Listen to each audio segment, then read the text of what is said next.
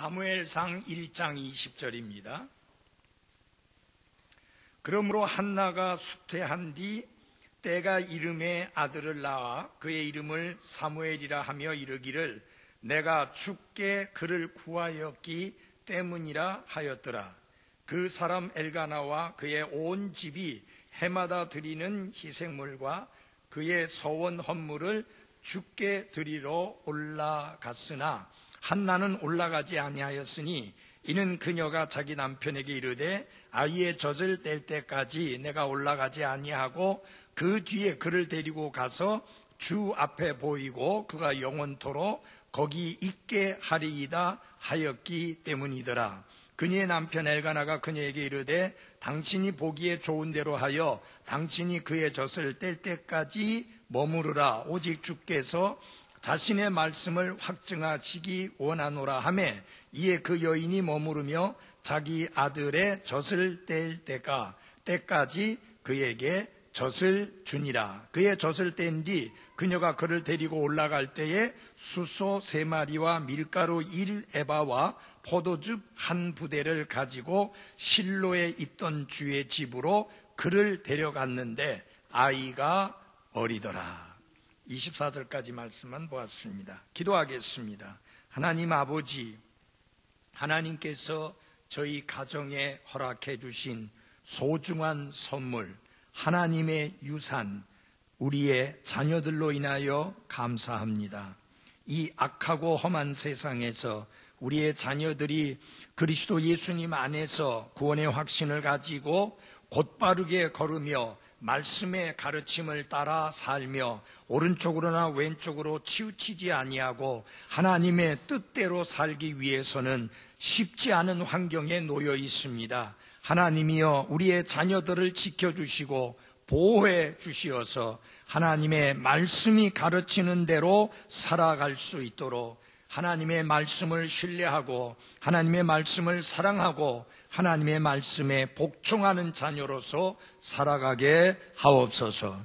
또한 이 자녀들을 가르치는 부모님들에게 지혜와 믿음을 더해 주시고 하나님의 말씀이 충만케 해주시고 성령이 충만한 가운데 자녀 양육을 잘 할 수 있어서 그 자녀로 인하여 하나님께 감사하고 찬양하고 영광 돌릴 일이 넘쳐나게 해 주옵소서. 예수님 이름으로 기도했습니다. 아멘. 앉아주시기 바랍니다. 이 아기가 태어나서 부모가 되는 순간에는 너무나 그 아기가 신기해서 그저 그 아기가 숨을 쉬며 살아있기만 바랄 정도로 그런 생각을 가집니다. 그 작고 힘없는 생명체가 만약 필요로 하는 것이 있다면 그것이 무엇이든 들어줄 각오가 되어 있을 정도가 될 만큼 아이에 대한 특별한 애정과 사랑을 가지게 됩니다. 하지만 2살, 3살 자라가면서 드디어 집안의 물건들을 구체적으로, 체계적으로 부수어 나가기 시작하면 이제는 정반대의 생각이 듭니다. 과연 우리가 이 아이 사이에서 생존할 수 있을까? 이렇게 궁금해지기 시작을 합니다. 그러다가 아이가 초등학교 고학년이 되어서 마침내 이북의 김정은이도 떤다고 하는 10대 청소년기로 접어들면 이제 부모의 생각 속에는 과연 우리가 이 아이를 더 키울 수 있을 것인가? 더 이상 아이를 키운다는 것이 불가능하다라는 사실을 깨닫게 됩니다. 그래서 이제는 전세가 완전히 역전되었다는 사실을 깨닫고 그때부터 자녀 양육에 대하여 공포가 엄습해오게 되는 것입니다. 오랜 세월 부모들을 따라다니는 질문이 하나 있습니다. 그것은 무엇이냐? 아이들은 하나님의 선물인가? 아니면 인생의 십자가인가? 둘 다 맞습니다. 아이들을 기르는 일은 놀라움과 흥분과 풍요로움의 순간으로 가득 차 있습니다. 하지만 동시에 그런 기쁨은 분노와 혼란 그리고 고생으로 깨져버리고 마는 것이 자녀 양육입니다. 정말 부모가 된다는 것은 힘든 일인 게 틀림없습니다. 아니요, 거의 불가능에 가깝다고 말할 수 있을 정도입니다. 한번 여러분 주위를 돌아보십시오. 얼마나 문제가 많은 아이들이 널브러져 있습니까? 폭력을 행사하고 도둑질을 하고 어른들을 해치고 부모의 가슴에 비수를 꽂고 그리고 상상을 초월할 끔찍한 행동들을 하는 청소년들을 바라보면서 정말 자녀를 양육한다는 일이 이렇게 힘든가라는 생각이 들 정도입니다. 그러나 그 모든 사실에도 불구하고 아이들은, 자녀들은 세상 그 무엇과도 바꿀 수 없는 명품입니다. 아이들은 부모가 아이들 때문에 포기했던 모든 것, 그 이상을 부모에게 돌려줍니다. 그래서 아이들은 하나님이 주신 축복이요 선물이라고 할 수 있고, 그리고 아이들은 부모를 즐겁게 하는 재미있는 존재이기도 합니다. 제가 대구에서 몇 년 사역할 때 그곳에 크라크라고 하는 선교사님이 계셨는데, 이분이 결혼하고 16년 동안 전혀 아기가 들어서지를 않았습니다.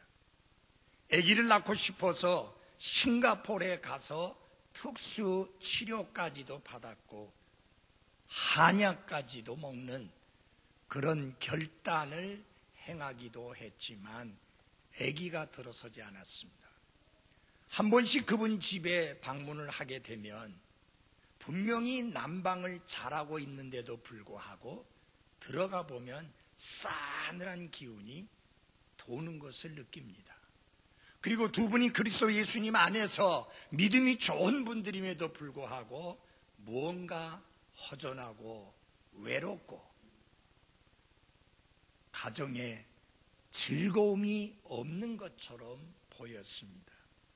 그런데 드디어 17년 만에 아기를 가졌습니다. 연달아 이어서 연년생으로 아들을 둘을 낳았습니다. 그 후에 집에 가보니까 난방도 안 했는데 따뜻해요. 너무 분위기가 좋고, 그 다음에 그분들 얼굴들이 너무나 환하게 밝아진 것을 충분히 느낄 수 있었고 알 수 있었습니다. 아이들은 부모님의 삶에 즐거움을 안겨줍니다. 부모의 삶을 풍요롭게 합니다. 부모의 삶에 새로운 의미를 부여해 주기도 합니다. 그뿐만 아니라 그 자녀들은 부모의 미래이기도 합니다. 그래서 자녀들은 하나님이 주신 축복이요, 하나님이 주신 선물이요, 하나님이 주신 유산이라는 사실을 잊어서는 안 됩니다. 근데 제가 그 크라커 선교사님 부부를 보면서 상당히 특이한 것을 볼 수가 있었습니다. 17년 만에 얻은 아들이면 금이야 오기야 해서 키우고 아이가 바닥에 발이 닿지 않을 정도로 안고 키우고 다른 사람이 오면 안아보지도 못하게 할 만큼 그렇게 키울 것 같은데 전혀 그게 아니에요. 아이가 어느 정도 크고 나서는 말이 통하고 할 정도 되니까 어떻게 되느냐, 아이 이름을 부릅니다.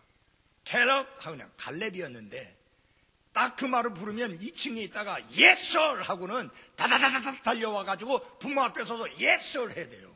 이거 뭐 군대도 아닌데, 그분 군대 갔다 온 사람도 아닌데 부모의 말에 절대 복종하는 것을 엄중하게 가르치는 것을 보았습니다. 지금 그 아이들이 많이 컸어요. 싱가포르에 있기 때문에 잘 볼 수도 없지만 아주 반듯하게 잘 컸습니다. 하나님이 주신 자녀, 비록 어렵고 힘들게 결혼 생활 오랜 세월 후에 낳았지만 소중하고 귀한 거 사실이지만 하나님의 말씀에 가르침에 원리에 따라 원칙에 따라 철저하게 교육하는 모습이 참으로 축복이 되었습니다. 아이들은 일단 기저귀를 벗어버리면 주위의 모든 것을 부수기 시작하고 우리의 삶에 고통을 주기 시작합니다. 조금 전에 하율이도 그런 모습 보였잖아요. 부모가 서서 찬송하는데 같이 부르지는 못할 망정 얌전히 있어야 되는데 아니잖아요. 왜? 기저귀를 뗐거든요. 아이가 기저귀를 벗어버리는 순간에 자기 세상이 되고 자기 세상이 되면 그때부터 부모는 고통을 경험하게 되는 것입니다. 그렇다고 우리는 부모 역할을 그만둘 수는 없습니다. 결코 우리는 아이들을 포기할 수 없습니다. 종종 부모들은 나약하고 무기력하다고 생각하지만 실제로 그렇지 않습니다. 우리가 부모로서 할 수 있는 일은 너무나 많습니다. 왜? 자녀들의 삶에 큰 영향을 미칠 수 있는 게, 그 누구보다도 강한 영향을 미칠 수 있는 게 부모이기 때문입니다. 부모는 하나님으로부터 아이들이 어떤 모습으로 자라게 될지 결정할 수 있는 힘과 권위를 부여받았다는 사실을 잊어서는 안 됩니다. 이건 제 말이 아니라 하나님의 말씀입니다. 잠언 22장 6절에 보면 아이가 마땅히 가야 할 길로 아이를 훈련시켜라. 그리하면 그가 늙어서도 그 길을 떠나지 아니하리라. 여기 train up a child 했는데 train up이라는 말은 훈련을 시켜서 그 아이가 그 모습으로 자라갈 수 있도록 하라, 그런 뜻입니다. 다시 말하면 이 말씀 속에는 핵심적인 두 가지 진리가 들어있는데요. 첫째, 하나님의 약속입니다. 하나님은 우리 부모가 자녀를 건강한 아이로 키울 수 있다라고 확신을 심어주는 것입니다. 만약에 우리가 그런 확신이 없고 우리가 그럴 능력이 없다면 하나님은 우리에게 그 자녀를 맡기지 아니했을 것입니다. 그러므로 부모님들이여 확신을 가지십시오. 여러분들은 여러분의 자녀를 잘 키울 수 있는 능력이 있는 분들입니다. 부모는 할 수 있습니다. 부모는 자녀들을 현명한 사람으로 길러낼 수 있도록 하나님으로부터 힘과 권위를 부여받은 사람이라는 것을 잊지 마십시오. 두 번째 진리는 이것입니다. 아주 중요한 말씀인데요.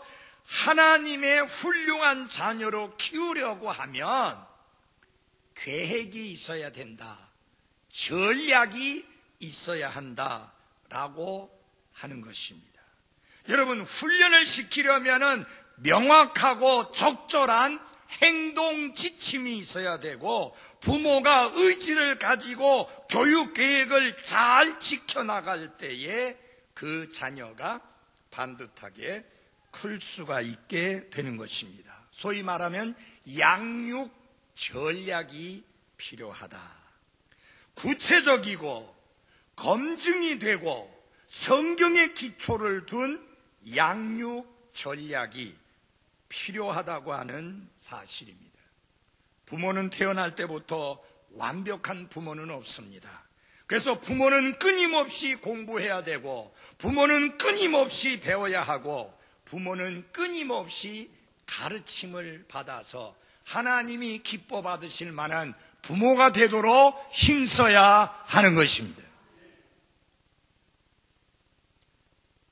제가 책을 많이 가지고 있습니다. 그 많은 책들 중에서 아주 많은 부분을 많은 부분을 차지하고 있는 책이 있는데, 그 책들이 무엇에 관한 책이냐? 가정에 관한 책입니다. 자녀 교육과 관련된, 부모 공경과 관련된, 행복한 결혼 생활과 관련된, 행복한 가정 생활과 관련된 책들이 많이 있습니다. 요사이는 좀 그런 책들을 덜 삽니다. 전에는 그런 책만 나왔다 하면 샀습니다. 왜? 교회보다 더 중요한 건 가정입니다. 하나님이 먼저 교회를 시작한 게 아니라 가정을 먼저 시작하셨습니다. 가정이 건강하고 가정이 반듯하게 세워 있어야 그 가정들로 이루어진 교회가 반듯할 수가 있기 때문인 것입니다. 그래서 먼저 가정이 건강한 가정이 되어야 그 가정들로 세워진 교회가 건강한 교회가 될 수 있는 것입니다. 하나님께서 저와 제 아내에게 아들 둘과 딸을 주셨습니다. 이제는 결혼해서 각자 가정을 가지고 있고 각각 2 자녀씩 낳아서 키우고 있습니다. 벌써 손자가 대학에 들어갈 만큼 이제 손자들도 크고 있습니다. 그렇지만 제 마음속에 끊임없이 가지고 있는 관심과 기도가 무엇이냐? 우리 자녀들이, 그리고 그 밑에 손주들이 주님이 다시 오시는 그날까지 그들이 신실하게 믿음을 지키면서 하나님의 말씀을 떠나서 오른쪽으로 왼쪽으로 치우침이 없이 곧바로 살아가는 모습을 보기 원하는 그것입니다. 정말 하나님의 은혜와 도우심으로 세 아이들이 잘 커졌고, 그리고 그 부부에게서 난 자녀들이 또한 교회 안에서 잘 자라고 있음을 감사합니다. 무엇보다도 부산 성소침례교회가 있었기 때문에 가능했던 일이고, 그래서 저는 부산 성소침례교회로 인해서 하나님 앞에 감사합니다. 저희 아이들에게 이 교회는 신앙 성장에 엄청난 자원이요, 엄청난 도움이요, 엄청난 힘이 되었던 교회입니다. 한 번씩 이야기를 할 때 보면 심지어 목회자들 자녀마저도 반듯하게 크지 못하고 신앙생활조차도 하지도 않는 그런 자녀들이 있는가 하면, 교회를 다니긴 다니는데 건성으로 다니고 있고 제대로 신앙생활하지 않는 자녀들 때문에 마음 아파하고 속상해하는 그런 목회자들, 그런 그리스도인 가정의 부모들을 많이 만납니다. 정말 하나님의 은혜요, 하나님께 감사한 것은 세 자녀가 모두 다 이 교회 안에 머물며 함께 섬길 수 있는 게 축복입니다.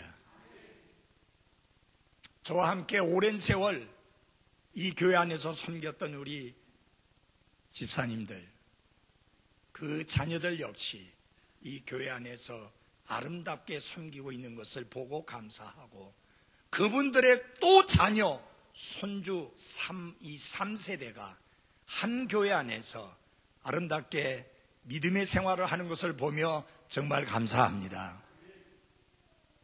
제가 볼 때는 돈이 많지 않아도, 직장이 어마어마하게 좋지 않아도, 생활이 엄청나게 여유가 없어도 그분들은 그 자녀만 쳐다보면서도 충분히 하나님께 감사할 만한 이유가 있다고 봅니다. 왜냐? 돈 버는 거, 사업에서 성공하는 거, 예수님 없이도 가능합니다. 우리는 불신자들이 얼마나 짧은 시간에 엄청난 돈을 벌어서 어마어마한 부자가 된 것을 잘 알고 있습니다.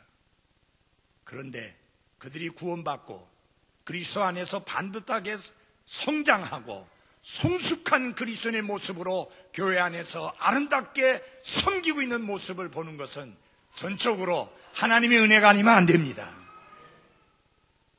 이 하나님의 은혜가 그 가족들 위에 함께하고 그 가정들 위에 함께하고 있는 것을 인해 정말 감사합니다. 나머지 가족들도 그런 은혜가 함께하기를 바랍니다. 금요일날 오전에 성경 공부 시간이 있습니다. 참 요사이 몇 주 제 마음을 흐뭇하게 하는 모습이 있어요. 그건 뭐냐면 우리 은하자매가, 강은하자매가 강원도 원주에서 목요일까지 근무하고 목요일 밤에 내려옵니다. 피곤하잖아요.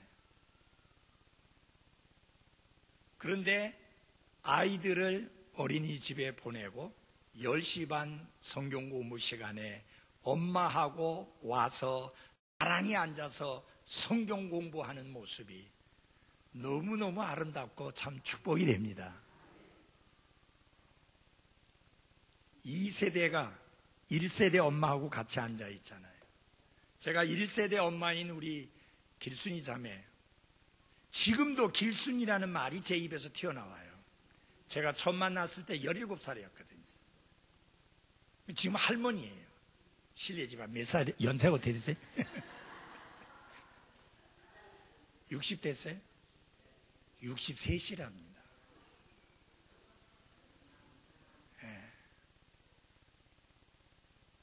제가 저 모습을 볼 수 있다는 게 축복이다. 참 기쁩니다. 여러분, 금요일 저녁 성경 시간에 좀 오십시오. 특별히 금요일 저녁에는 제가 강의로 합니다. 왜냐하면 숫자가 자꾸 늘어나서 이렇게 둘러앉아서 하기 힘들어서 강의를 하는데 피곤해도 한번 와보십시오. 크게 유익이 될 겁니다. 어떤 분은 하루 종일 일하고 밥도 못 먹고 그 시간에 달려옵니다. 그럴 만한 가치가 있으니까요. 그 자녀들이 다 반듯하게 지금 크고 있잖아요. 지금 제가 보니까 우리 안옥자 모친하고 임성규 부형님 하면은 1세대, 2세대, 3세대, 형택이 빨리 장가가면 4세대까지. 한 교회 안에 4세대가 함께 교회에 나온다. 이야, 정말 멋질 것 같아요. 하나님 은혜를 더하셔서 임승규 부형님하고 안옥자 모친님 그 증손자가 결혼하는 것을 볼 수 있게 되게. 증손자 맞죠? 손자예요 지금? 아, 형택이가 손자예요? 예, 형택이가 결혼해서 증손자를 좀 보시기 바랍니다. 아, 이제 형택이 얼마 안 남았어요. 뭐 몇 년 있으면 할 수 있는데 지금도 이미 애인이 있을지 몰라요. 여러분, 훈련시키라고 하는 말은 아이를 어떻게 키울 것인지 계획을 해야 되고 전략을 짜야 된다, 그런 뜻입니다. 아이들은 소중한 존재, 곧 명품이기 때문에 부모는 이 아이들이 행복하고 건강하게 잘 커주기를 바라는데, 단지 그런 마음을 가지고 있다고 하는 사실이 아이들이 그렇게 크도록 해주는 것은 아닙니다. 그런 바람과 그런 마음과 함께 부모로서의 역할을 신실하고 책임있게 감당을 해야만 자녀들이 그렇게 커주게 되는데요. 특별히 부모들이 명심해야 될 일이 있습니다. 아이들을 키운다는 것은 한마디로 전쟁이다. 전쟁이다 라는 사실을 알아야 됩니다. 부모는 아이들을 상대로 해서 전쟁을 치르고 있습니다. 왜? 아이들은 천성적으로 이기적입니다. 지독히 창의적입니다. 그리고 너무 쉽게 좋지 않은 행동에 잘 끌려가는 특징을 가지고 있습니다. 아이들은 매 순간 부모에게 싸움을 겁니다. 한 번씩 아이들이 엄마한테 이야기하는 거 보면 너무 달라요. 모르는 이웃 사람에게는 그렇게 친절하고 예의 바른 아이가 왜 엄마하고 아빠한테는 그렇게 불친절하고 싸움닭처럼 달려드는지, 그렇게 하면서 부모의 인내심의 한계를 시험하는 거예요. 어느 정도 화를 돋구면 엄마 아빠가 폭발하는가, 그 인내심의 한계가 어딘가, 그걸 시험합니다. 그뿐만이 아니죠. 꼭 부모가 하라는 것과 반대로 청개구리처럼 잘못된 선택을 함으로써 부모의 마음에다가 못을 박는 이런 특징을 가지고 있는 게 자녀니까 자녀 양육은 곧 전쟁을 치르는 것이다. 부모들이 전략을 잘 짜야 됩니다. 잘못하면 당해요. 싸움에 이기려면, 전쟁에 이기려면 전략을 잘 짜야 합니다. 부모가 자녀를 양육하는 데 있어서, 그 전쟁을 치르는 데 있어서 결국은 패배하고 진 부모들 보면 부모 자신도 상처를 받을 뿐만 아니라 아이들도 영 형편없는 모습으로 전락해버림으로 말미암아 두고두고 마음을 상하게 되는 경우들을 많이 봅니다. 이런 부모는 아이들하고만 전쟁을 치르는 게 아니라 이 시대의 문화와도 전쟁을 치르고 있습니다. 과거에는 이 문화가 자녀를 양육하는 데 도와주던 때가 있었습니다. 특별히 우리나라만 보더라도 밖에 나가면요, 문화가 어떤 문화였습니까? 어른 보면 인사 잘해야 되고, 어른이 말씀하시면 고분고분히 들어야 되고, 모든 일에 예의도 있고 질서도 있었고 도덕도 있었고 윤리도 있었던 그런 시대가 있었습니다. 그래서 그 문화가 우리가 자녀들을 키우는 데 있어서 도움이 됐던 때가 있었다는 이야기입니다. 그러나 지금은 전혀 그런 문화가 아닙니다. 이미 오래전에 우리의 문화는 타락할 대로 타락했습니다. 지금은 어떤 문화입니까? 무엇이든지 가능하다. 네가 원하면 네 마음대로 해도 된다. 그게 이 시대의 문화입니다. 요새는요, 정신 나간 사람이 참 많아요. 어저께 화장실 가는 김성태 의원을 주먹을 날려갖고 쓰러뜨린 사람이 있었는데 왜 그렇게 했느냐? 횡설수설해요. 뭐 이야기도 했다가 저 이야기도 했다가 신문에는 다 보도 안 되고 뉴스에는 다 안 나왔지만 별의별 이야기들이 많이 했어요. 이게 정신 나간 사람. 드루킹도 완전 정신 나간 사람이에요. 그 사람은 사교의 교주예요. 그 사람. 이렇게 미친 사람들이 참 많아요. 여러분 뉴스 보셨죠? 70대 노인이 가고 있는데 갑자기 누가 날아오더라고요. 내가 그거 보니까 한 젊은이가 날아오더니 그 날아온 힘으로 이 노인네를 발로 차버린 거예요. 쓰러지니까 그 다음에 가서 밟고 때리는 거예요. 왜 그렇게 했느냐? 아무 이유 없어요. 소위 말하면 묻지마 범죄. 옛날에 우리나라에 그런 문화 없었어요. 근데 더 끔찍한 건 뭔지 알아요? 그런 놈들은 다시 이 바깥 세상 햇빛 좀 못 보게 한 20, 30년 가둬놓아야 되는데 그거 잠깐 있다 바로 풀려나와요. 그러니까 도대체 지금 이놈의 세상이 어떻게 돌아가고 있는 건지, 이런 세상에서 우리 아이들을 키운다고 하는 게 정말 어렵고 어려운 상황이다라는 것을 절실히 느끼게 됩니다. 자, 하나님이 주신 이 명품 자녀들 어떻게 키워야 되는가? 두 가지만 말씀드리겠습니다. 첫째는 감사하는 마음으로 키워야 합니다. 무슨 마음으로요? 감사하는 마음으로. 한나의 마음속에는 이 아이를 주신 하나님께 향한 감사가 있었습니다. 그래서 하나님께서 그 아이를 정말로 어렵게 주셨지만 그 아이를 다시 하나님께 되돌려 드리는 그런 모습을 봅니다. 그 마음에 내가 어렵게 아기를 낳았다 그런 생각이 아니고 하나님께서 나에게 주셨다. 그 믿음을 가지고 있었고 그 마음을 가지고 있었고 그리고 그것을 실제로 표현을 했습니다.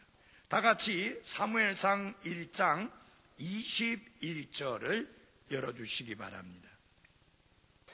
그 말씀에 보면은 한나의 남편인 엘가나와 그의 온 집이 해마다 하나님께 드리는 희생물과 서원 헌물이 있었는데 그것을 드리기 위해서 해마다 성전에 올라간 것을 보게 됩니다. 1장 21절을 보십시오. 같이 좀 읽어보겠습니다. 시작. 그 사람 엘가나와 그의 온 집이 해마다 드리는 희생물과 그의 서원 헌물을 주께 드리러 올라갔으나, 여기에서 무엇을 드리러 올라갔느냐? 해마다 드린다 해서 매년제라 합니다. 매년 하나님께 드리는 헌물이다 라고 하는 뜻인데, 그 매년 드리던 헌물이 두 가지였습니다. 하나는 희생물이고 또 다른 하나는 서원 헌물이었습니다. 자, 이 희생물이 무슨 의미를 가지고 있는 것이냐?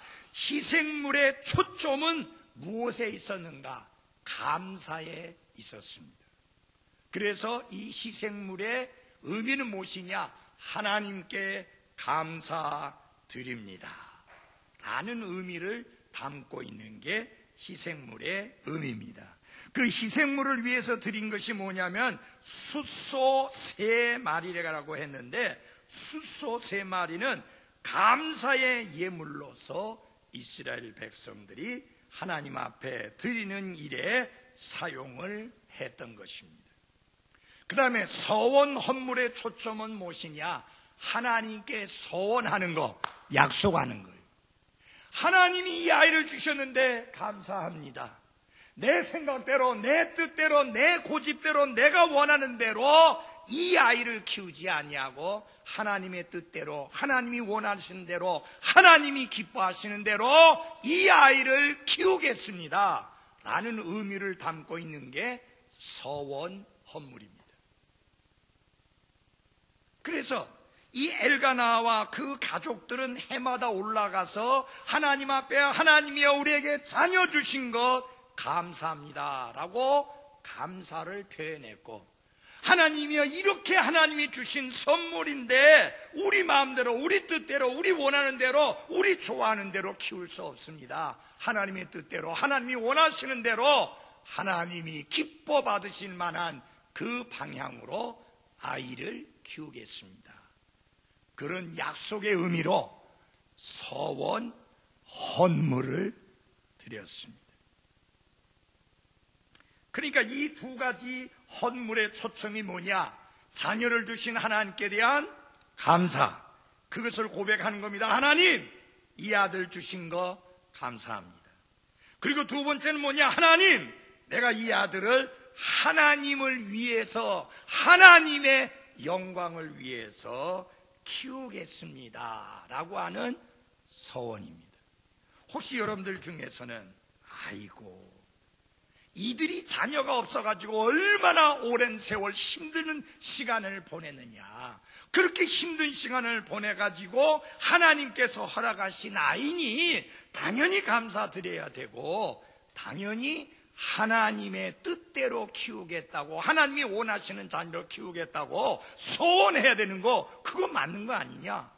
근데 우리 같이 결혼해갖고 좀 있다 보니 바로 애기 생기고 바로 애기 낳는데 뭐 감사하고 뭐 하나님께 소원할 게 있느냐? 너무 쉽게 주시니까 감사 없어요? 아니잖아요. 여러분에게 물어볼게요. 필요한 거 있는데 어렵게 받고 싶습니까? 아니면 쉽게 받고 싶습니까? 우리 막내가 결혼을 했어요. 기도도 안 했는데 아기가 생겼더라고요. 그 다음에 기도도 안 했는데 또 둘째가 생겼어. 기도할 여가가 없어. 그래서 나빠요? 그래서 나쁜 거예요? 그래서 감사 안 하는 거예요? 감사할 필요 없어요? 아니에요. 우리 은일이 형제 집에 좋은 소식이 있어요. 아기 가졌어요. 아멘. 얼마나 감사해요. 요새 젊은 사람들 결혼해가지고 결혼한 지 오랜 세월 됐는데도 아기가 없어요. 그러면은 5년 10년 있다 아기 생기면 그때는 감사하고, 결혼하고 나서 바로 아기 생기면 감사 안 해요? 아니잖아요, 여러분. 저는 결혼하고 나서 하나님 앞에 기도드릴 틈도 없이 그냥 하나님이 쫙 주시는데 감사하잖아요. 그거 애쓴 것도 없고 약 특별히 먹은 것도 없고, 우리 큰애는 약 먹고 난리 먹고 쳐갖고 겨우 이제 애기 들어오던데, 처음에 약 먹고 막 해가지고 애기 하나 가졌어요. 애기 키우다가 한 4년 지났는데 애기 없는데 저거 더 낳아야 될 텐데 하는데, 드디어 작은 며느리 작은 동서가 먼저 애기 나니까 갑자기 애기가 들어서더라고요. 시샘이 생겨가지고. 그래 애 낳잖아요. 감사하잖아요, 그런 거. 예? 저 갓바위에 가서 빌지도 않았는데. 그러니까 이게 누가 하신 일이야? 하나님이 하신 일이고, 하나님이 쉽게 주시면 쉽게 주신 대로 감사하십시오. 나는 쉽게 주는 거 원해. 쉽게 주면 좋겠어요. 맞아요? 뭐 어렵게 받아야 돼요.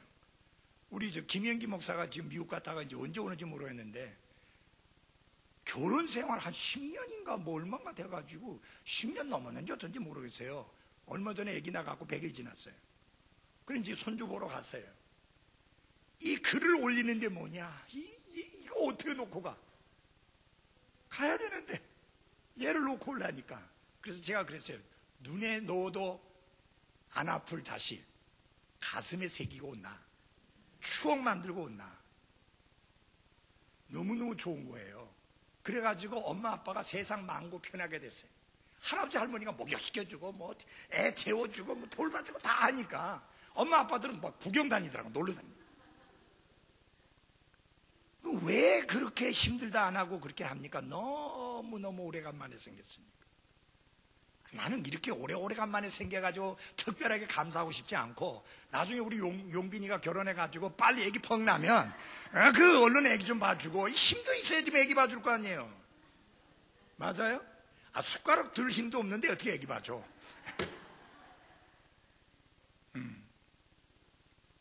그래서 여기 할아버지 할머니들 손주 봐줄 때 불평하지 마십시오. 도와줄 수 있는 거 감사해야 돼. 볼 수 있는 손주가 있는 거 감사해야 돼요. 지금 김상일 목사님이 얼마나 마음이 아픈 줄 아나요? 제가 볼 때 화상 통화하면서 안 보이지만 울고 있어요. 왜? 짝사랑이야. 디모데 해도 살짝 얼굴 보여주고는 씩 가버려. 할아버지는 애 타갖고 디모데 부르는데 짝사랑이 짝사랑. 여러분 생각해 보십시오. 자식 셋이 있는데 3명 다 결혼했어요. 새끼들 전부 여기 한국에 있어. 영감 할매만 딱 미국에 있어가지고 아무도 없어요. 얼마나 안타깝겠어요. 맞아요? 그러니 가까이 있어서 애 볼 수 있고 챙길 수 있는 거 감사해야 돼요. 우리 성은이 집에 아이 둘은 뭐라고 그래요? 무슨 동포라고 그러더라? 해외 동포에 해외 동포. 해외 동포에 해외 동포. 아니 이제는 성은이가 서울에서 또 학원을 시작해 놓으니까 그나마 오던 명절에도 못 내려와. 이제는 어떻게 되느냐? 보고 싶으면 우리가 올라가야 돼. 여러분, 우리가 올라가면요, 며느리가 얼마나 힘들겠어요. 성에 보니까 지금 난리 났어요. 이번 주 금요일 날 시아버지 시어머님이 오십니다. 드디어.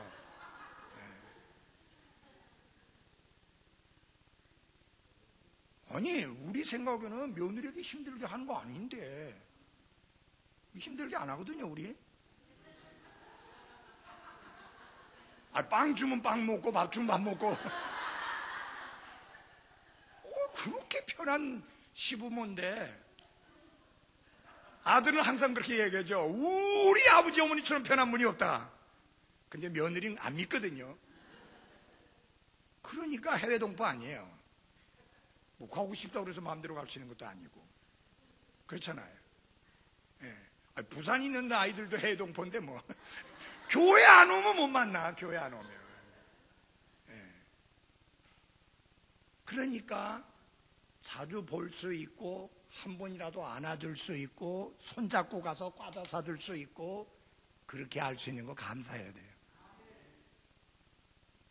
나중에요, 주머니 탈탈 털어도 돈 없어. 지금이야 김왕복 집사님 주머니 돈 있으니까 손자 데리고 가서 사줄 수 있잖아요. 나중에 일 안 하면 돈 어디서 생겨요? 그죠? 돈 어디서 생겨요? 가르쳐드리. 돈이 어디서 생겨요? 자식들이 내놓는 거죠. 딸, 아들 가릴 것 없이 자식들이 내놔야죠.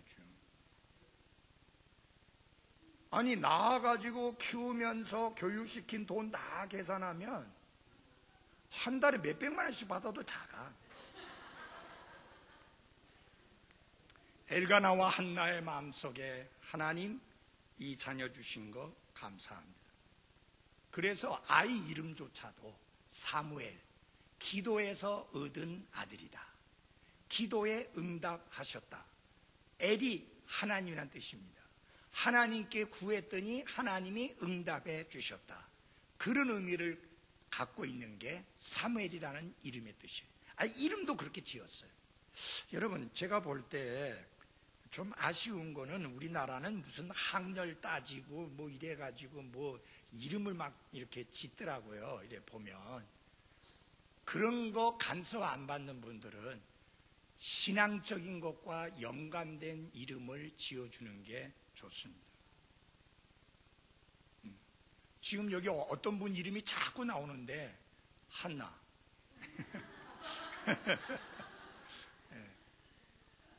이 엘가나와 한나는 철저하게 가지고 있던 믿음이 있었는데 하나님이 주신 선물이다. 하나님이 주신 유산이다. 이 아이는 하나님께로부터 왔다. 그러므로 이 아이를 다시 하나님께 되돌려 드리는 것은 내 것을 하나님께 드리는 게 아니라 하나님의 것을 하나님께 되돌려 드리는 것 뿐이다. 그래서 여러분, 젖을 떼자마자 그 아이를 성전에 데리고 가서 엘리 제사장에게 맡깁니다. 여러분, 여기서 한 가지 아셔야 될 게 있어요. 한나하고 엘가나가 그 사무엘을 엘리 제사장에 맡길 때 엘리 제사장은 하나님 앞에 반듯하게 살던 사람이 아닙니다. 자녀 교육에 완전 실패한 아버지입니다. 성경에 보니까 그 아이들이 불량자라 그랬어요.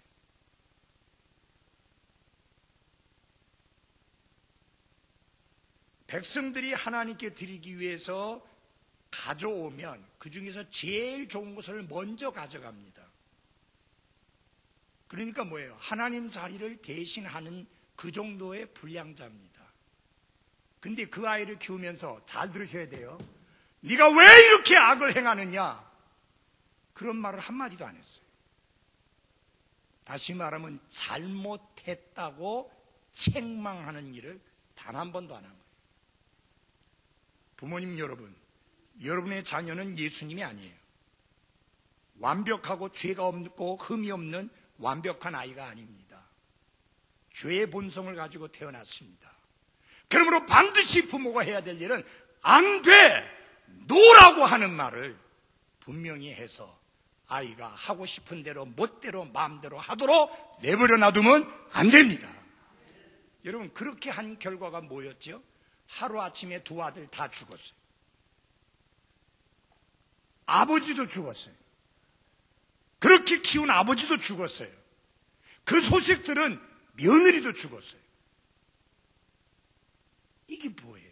재앙 아니에요? 여러분, 하나님의 말씀을 가볍게 여기지 마십시오. 마땅히 마땅히 걸어가야 할 길로 훈련시키라고 하는 그 훈련시키라는 말씀을 가볍게 여기면 안 됩니다. 그건 절대적인 원칙이에요. 따라야 돼요. 부모는 절대 자녀에게 지면 안 돼요.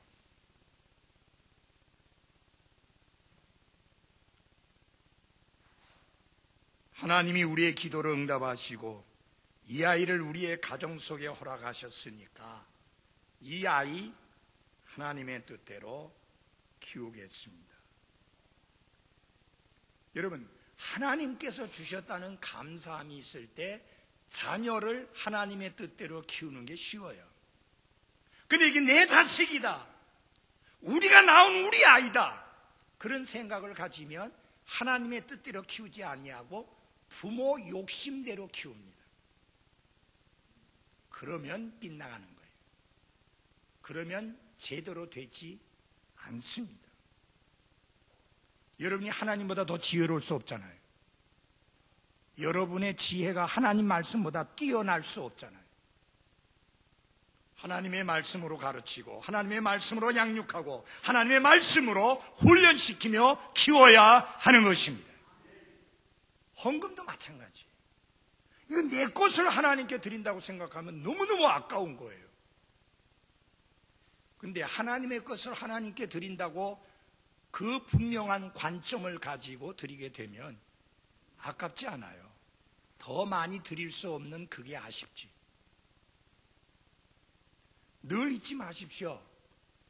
내가 일반 헌금을 하던 선교 헌금을 하던 11조를 드리던 내 것을 가지고 하나님께 드리는 게 아니라 하나님의 것을 가지고 하나님께 되돌려 드리는 것입니다.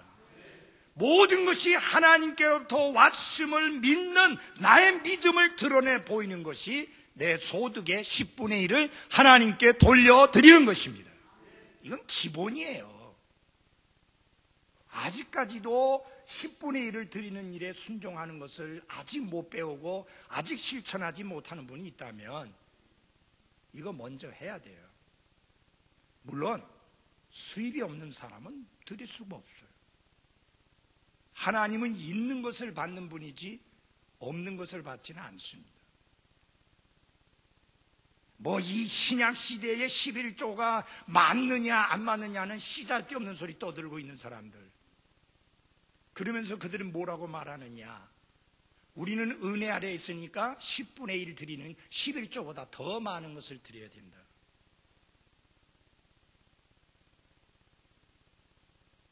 나는 여러분들이 하나님이 물질적인 면에 있어서 엄청나게 부어주시어서 10분의 9를 드리고 10분의 1만 갖고도 너무너무 여유가 있어서 여유를 누리며 살 수 있는 그런 일이 있으면 좋겠어요. 제가 볼 때는 여러분들 아무리 쳐다봐도 그럴 수 있는 사람은 없는 것 같아요. 그렇게 잘 풀릴 사람이 별로 있는 것 같지가 않아요. 그러니 10분의 9 드릴 거 생각하지 말고 10분의 1이나 제대로 드릴 거 생각하시면 돼요. 헌금이든 시간이든 물질이든 내 몸이든 이게 내 거라고 생각하면 이게 하나님께 드리는 게 인색의 집입니다. 하나님이 주신 것이고 하나님께로부터 왔다는 믿음과 그런 관점과 그런 시각을 가지고 바라보면 하나님께 드리는 게 쉽습니다. 그래서 자녀에 대한 여러분의 관점은 어떤 것이어야 되느냐? 하나님께로부터 온 선물이다. 그래서 누구에게 감사해야 돼요? 하나님께 감사해요. 하나님께 감사해요. 어휴, 이 원수를 어떻게 길러? 그래도 어쩔 수 있나? 팔자니 길러야지. 울며 겨자 먹기로. 이건 그리스도인의 자녀 교육의 철학이 아닙니다. 그리스도인은 자녀를 키울 때 분명한 철학과 분명한 신앙이 있어야 합니다.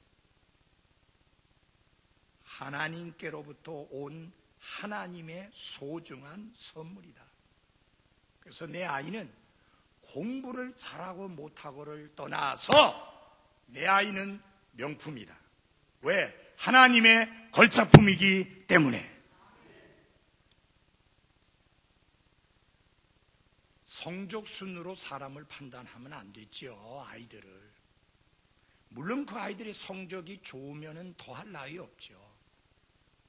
그러나 아이들을 성적 순으로 판단하면 안 돼요. 그 아이가 공부를 잘하니까 착하고 공부를 못하니까 안 착하고 그거하고는 아무 상관이 없어요. 공부 잘하는데도 못된 놈들이 있고 공부 못하는데도 착한 아이들이 있어요. 그걸로 판단하면 안 돼요. 그러나 내가 학생들에게 이야기하고 싶은 게 아까도 이야기를 했지만 시험 때 교회 안 나오고 시험 준비한다고 절대 잘 치는 거 아니다. 저는 제 아이들 셋 키우면서 지켜봤어요. 손주들 커가는 거 지켜보면서도 보았어요. 교회 신실하게 나왔더니 성적이 주르륵 떨어져가지고 밑바닥까지 떨어지다가 아니라 열심히 하니까 더 잘 되더라. 아멘. 확신입니다. 여러분 지켜보셨잖아요. 용빈이 고3 때 후반기에 학교에서 강제로 붙잡아 놓는 바람에 수요일 예배를 못 왔지. 전반기까지는 수요 예배도 빠지지 않고 왔습니다. 그렇지만 대학교 괜찮은데 들어갔잖아요. 별로 남에게 이야기해도 그렇게 썩 뒤지지 않는 학교 그냥 들어갔잖아요. 옛날에, 지금은 좀 달라졌습니다. 서울의 불광동에 불광동 성서침례교회라고 있습니다.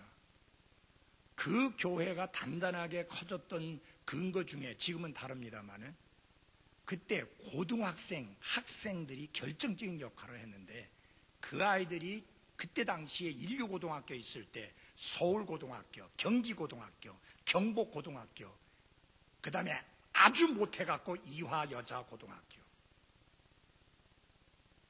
그 아이들이 서울대학을 줄줄이 들어가면서, 근데 그때 그 아이들이 고3 때 뭘 했는지 압니까? 주일학교 교사를 했습니다.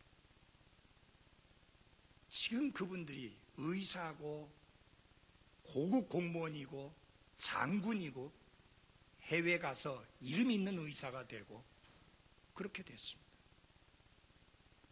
교회 안에 열정을 가지고 섬겼지만 그들은 다른 아이들보다 뒤지지 않았습니다.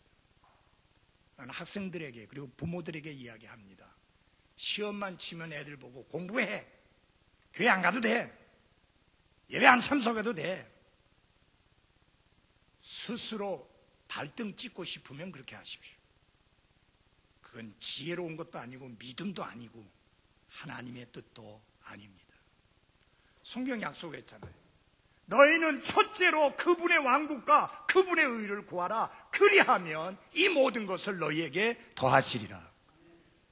부모가 자녀에게 원하는 게 뭐예요? 좋은 성적 아니에요? 하나님 약속하셨잖아. 이 모든 것을 더하시리라. 좋은 성적 주신다는 이야기예요. 여러분, 이렇게 열심히 하나님께 경배드리고 온 아이가 집에 와가지고 휴대폰이나 하고 있겠습니까? 집에 와서 게임이나 하고 있겠어요? 내가 그만큼 하나님께 경배드렸으니까 더 정신 바짝 차리고 공부해야지 하고 제대로 할 거 아니냐 그 말이에요. 그러면 결과가 좋게 나오죠. 제발 바른 철학과 바른 신앙을 가지고 자녀를 키우십시오. 어떤 마음으로 키워야 된다고요? 감사하는 의식을 가지고 키워야 한다. 감사하는 의식, 감사하는 마음, 감사하는 자세, 이게 필요합니다. 두 번째로 청지기 의식을 가지고 키워야 합니다. 사무엘을 하나님께 바치는 것이 가능했던 것은 그 아버지와 어머니의 마음속에 청지기 의식이 있었기 때문입니다. 그들은 사무엘을 시편 기자의 고백처럼 주의 유산이요 주의 선물로 보았습니다. 하나님이 이 아들을 나에게 맡겨주셨는데 이제는 하나님의 영광을 위하여 이 아이를 써주십시오. 나는 주인이 아닙니다. 이 아이의 주인은 하나님이십니다.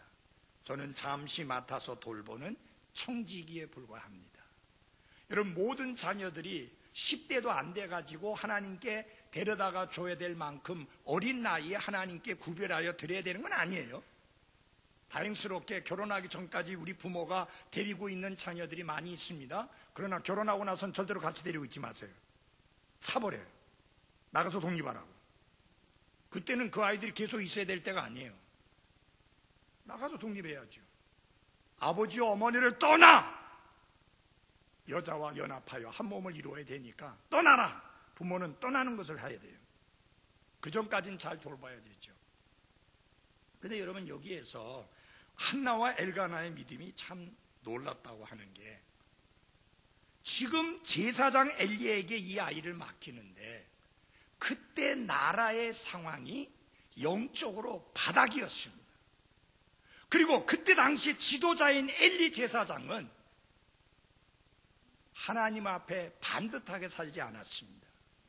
그 뒤를 이어서 제사장의 역할을 해야 될 두 자식들은 완전히 불량배였습니다. 지금 그런 환경 속에다가 자기 아들 사무엘을 갖다 맡기는데, 여러분, 어떻게 얻은 아들이에요? 전에 남편에게 차라리 나 죽여달라 그렇게 말할 정도로 아이를 간절히 원하다가 드디어 얻은 아들인데, 술 취한 여자로 착각을 할 정도로 엘리 제사장의 오해를 받았다가 그렇게 기도를 통해서 얻은 아들인데, 힘들게 얻은 아들인데, 그 아들을 갖다가 성전에 데려다 주는데, 그러면 성전 분위기가 말이 아니란 이야기예요. 근데 여러분, 중요한 건 뭐냐? 하나님께 서원했으니까. 젖을 떼면 그 아이를 하나님께 데려다가 구별시키겠다고 서원했으니까 그 서원대로 아이를 데려갑니다. 여러분 아십니까? 하나님이 그분의 말씀을 나이 많고 경험 많은 엘리 제사장에게 들려주시는 게 아니라 어리디 어린 사무엘에게 들려주십니다. 무슨 말이에요? 하나님 더 이상 제사장 쓰지 않는다는 이야기예요. 엘리 제사장 하나님 쓰시지 않는다는 거예요. 하나님이 제쳐놓은 거예요. 하나님이 제껴놓은 거예요. 어리지만 사무엘을 들어 쓰신 겁니다. 사랑하는 그리스도인 여러분, 어리기 때문에 하나님이 들어 쓰실 수 없는 건 아닙니다. 하나님은 준비된 사람을 들어 쓰십니다. 여러분의 자녀들이 그 인생에, 그 일생에 하나님 앞에 귀하게 쓰임받는 자녀로서 삶을 살아갈 수 있기를 바랍니다. 디모데는 성경에 나오는 디모데처럼, 노아는 성경에 나오는 노아처럼, 그 당시에 아무도 하나님 말씀 믿지 않았지만 독야청청 하나님의 말씀을 믿고 하나님의 말씀을 믿었기에 하나님을 두려워하는 가운데 방주를 준비했던 노아처럼. 이름을 되게 잘 지은 것 같아요. 우리 부목사님이 철저하게 근본주의 독립중립의 목사로도 세퍼레이션, 분리하는 거, 이걸 아주 철저하게 주장하는 분인데, 여러분 노아가 그 철저하게 분리된 삶을 산 사람 아니에요? 그런 신학을 가지고, 그런 철학을 가지고, 그런 신앙을 가지고 아이를 키울 때 하나님이 귀하게 사용해 주실 거라고 확신할 수 있는 거예요. 사랑하는 여러분, 이 아이는 하나님이 주신 아이인데 나한테 잠깐 맡겼을 뿐인데 하나님의 뜻대로 사용하시고 하나님의 영광을 드러내는 일에 써주십시오 라고 맡길 필요가 있다라고 하는 사실입니다. 두 가지를 잊지 마십시오. 자녀는 하나님이 주신 선물이다. 그래서 하나님께 감사하며 키우십시오. 절대로 아이를 향하여 이 왼수라는 말 쓰지 마십시오. 절대로 아이를 향하여 이 몹쓸 놈이라는 말 쓰지 마십시오. 그 아이는 가치 있는 아이요, 그 아이는 의미 있는 아이요, 그 아이는 소중한 아이요, 그 아이는 명품 같은 아이입니다. 귀하게 여기시고 하나님께로부터 온 모든 것이 다 선하다고 하지 않았습니까? 감사함으로 키우시기를 바랍니다. 이 땅 위에서 이해할 수 없는 것 중에 하나가 있습니다. 왜 하나님이 주신 자녀 가운데 건강하지 않은 아이가 있는가? 왜 하나님이 우리에게 주신 자녀 가운데 불구인 아이가 있는가? 왜 하나님이 우리에게 주신 자녀 가운데 평생을 질병과 함께 살아가야 될 이유가 아이가 있는가? 저도 답을 모릅니다. 그러나 아무리 그 아이가 건강하지 못하고 병이 있고 질병이 있다 할지라도 분명한 것은 하나님이 허락하신, 주신 소중한 선물이라는 사실입니다. 감사하며 키우시고, 그리고 주인의식이 아니라 청지기 의식을 가지고 키우시기를 바랍니다. 우리 청년 중에 형제들 중에서 두 사람이 여기 딱 앉아 있는데 참 보기가 좋습니다. 형택이 형제가 있고 저 뒤에 진용이가 있어요. 진용이가 지금 뭘 배우고 있느냐? 저 음향기기, 교회 음향시설을 조종하는 것을 지금 배우고 있어요. 저렇게 반듯하게 오후까지 있는 거 보니까 감사합니다. 끝까지 반듯하게 주님 앞에 귀한 삶을 살 수 있는 그런 진영이가 되기를 바랍니다. 귀한 거예요, 여러분. 우리 자매들이 확실히 믿음이 좋아. 자매들은 다 제대로 있잖아. 네. 기도해 주십시오. 좋은 신랑 만나도록.